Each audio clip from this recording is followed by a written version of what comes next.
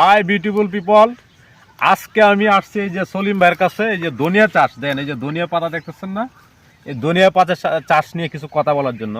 বিগত কিছুদিন আগে আমরা এক নিউজে আমরা দেখলাম যে এই আমাদের চরতাই গ্রামের ধনিয়া পাতা যে কৃষক যারা আছেন বা যে ধনিয়া চাষ করা হয় কিছু জমি বা যারা কৃষক, তাদেরকে একটা ইন্টারভিউ নেওয়া হয়েছিল। সো আমি আজকে এই যে ইন্টারভিউয়ের যে আরেকজন সলিম ভাই, তিনিও দিছিল এই যে ধনিয়া পাতা চাষ করছে, তো এই যে আগাছা পরিষ্কার করতেছে, তার কাছে কিছু কথা কম আর কি। আচ্ছা ভাই, এই যে ধনিয়া যে চাষ করেন আপনি, এই ধনিয়া পাতা আপনি খান না?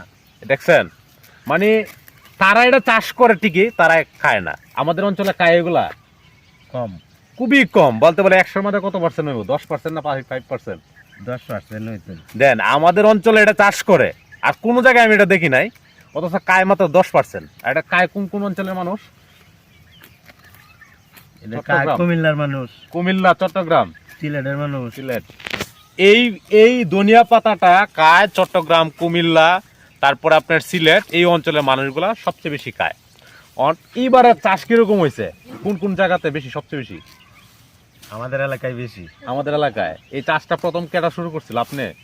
হ্যাঁ, এই চাষটা প্রথম আমি নিজে দেখছি, আমি নিজে সাক্ষী। সলিম ভাই, আরেকজন রতন চাচা আছে, না কাঞ্চন চাচা, না কাঞ্চন চাচা, এটা মানে অল্প করে একদম চাষ করতো। তো অল্প করে চাষ করলেও ভালো টাকার দাম পাইতো, প্রায় 30,000, প্রায় 40,000 বা 50,000 টাকা এ করতো। এখন দেন এই যে জমির অবস্থা, এই পুরা জমি ধনিয়া পাতা, ওই জমি ধনিয়া পাতা, ওই জমি আবার ধনিয়া পাতা, মানে ধনিয়া পাতার অভাব নাই।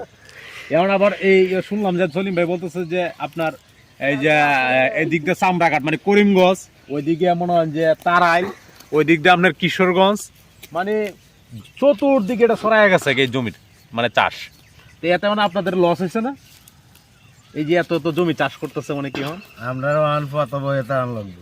হ্যাঁ, উবাস খায় আমার লাগবো। চিন্তা করছেন, মানে এটা দাম হন মনে হয় যে একদম নিম্ন পর্যায়ে, কারণ প্রচুর মনে উৎপাদন হইতেছে, যার জন্য এর অবস্থা খুবই খারাপ। কারণ এখন এটা বেশি একটা দাম নেওয়া নেয়। আর বাইসেসলি মনে হয় যে সিলেটের মানুষ, কুমিল্লার মানুষ বাইসেসলি মনে হয় যে নতুন বল লাগান জন কালে রাগ করে লায়, তাহলে মনে হয় যে পাতা লইয়া কান্দন লাগবো, চিন্তা করেন অবস্থাটা। তো মনে হয় যে নতুন বই লাগান জন্য রাগ করে লা, যে শালার বেটাই তোরা কাজ না, আমরা এই পাতা দেশ আমরা খাইতাম না। তাহলে এই পাতা লই কই জানলাম ভাই? হ্যাঁ, পাতা লইয়া পাতা লই মনে হয় যে এবার মনে হয় যে এমন লস খায়া হইতে মনে হয় ঢাকাও জানা লাগতে পারে, এই অবস্থা হইব আর কি। হ্যাঁ।